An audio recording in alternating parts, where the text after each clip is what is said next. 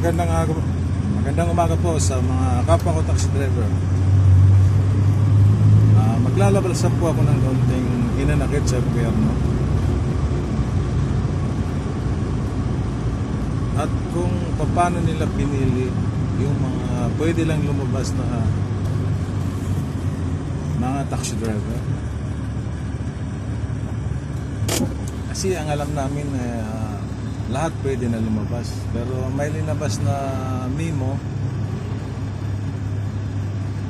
ang LTFRB na pili lang po yung mga lumabas.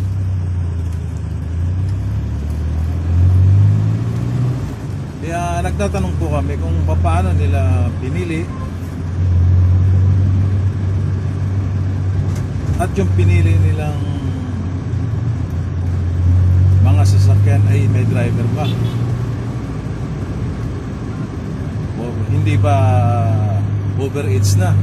Kasi ang alam ko pag 60 years old hindi na pwede lumabas. Yan mga katanungan na sana masagot ng gobyerno ng LTFRB kung paano nila pinili.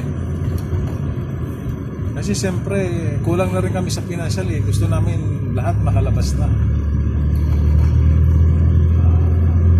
Kaya sana may paliwanag para kahit pa paano type siya ng hinanakit namin.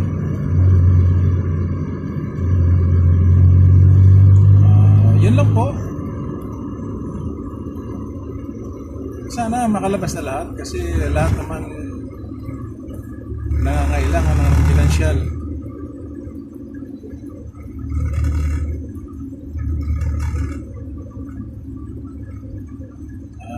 Wala na, sagad na.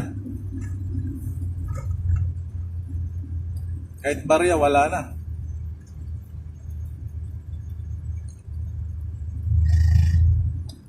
Kaya sana sa mga LTFRB ay paliwanag nyo sa aming mga taxi driver kung paano nyo pinili yung mga pwede lang lumabas.